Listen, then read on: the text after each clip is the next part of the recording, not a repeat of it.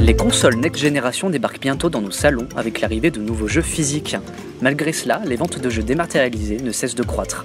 Les plus gros éditeurs de jeux vidéo comme Sony ou Microsoft se prêtent au jeu en proposant des éditions digitales de leurs prochaines consoles, comme la PS5 Digital Edition ou la Xbox Series S. Nous avons interrogé Lucas, un vendeur de Micromania, société spécialisée dans la vente de jeux vidéo. Bonjour Lucas. Bonjour à tous. Vous êtes de Marseille et vous êtes emballé dans une des boutiques Micromania situées dans votre ville depuis maintenant 2018.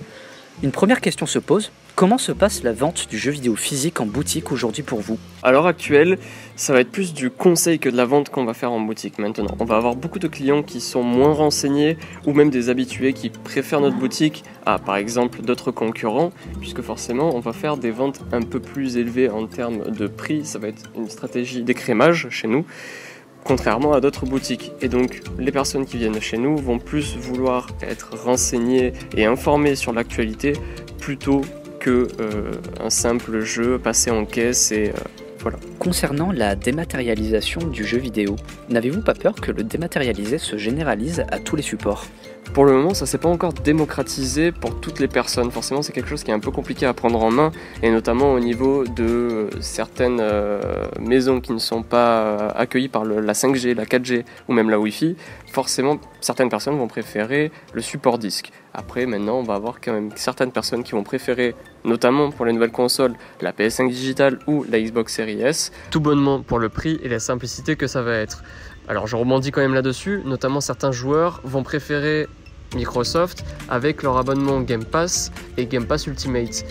Via le streaming, certaines personnes pourront même y jouer depuis le PC, depuis le téléphone, donc ça rajoute encore plus d'avantages là-dessus. Le dématérialisé semble bien être l'avenir, vu le nombre de joueurs qui passent par cette alternative. À l'instar des magasins de disques, ceux de jeux vidéo sont-ils condamnés à disparaître ? Ou le salut passera-t-il par la vente de produits tiers ? Concernant Micromania, nous avons plus de 400 boutiques en France et dont la plupart qui vont être équipées de Micromania Zing. Zing, c'est quoi ? Ça va être une société qu'on a collaboré avec eux. On pourra vendre donc maintenant des produits dérivés en lien avec donc les jeux vidéo, la pop culture, les mangas, etc.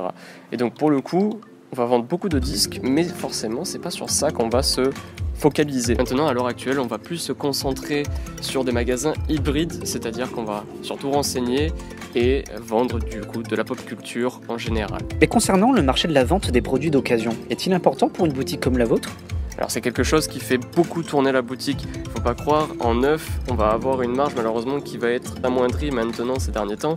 Et donc forcément sur de l'occasion, c'est là où on va pouvoir booster nos ventes et booster nos clients à revenir. Forcément, un jeu que vous avez fini, vous n'allez pas forcément le garder à la maison et plutôt le ramener pour dans ces cas-là en reprendre un nouveau.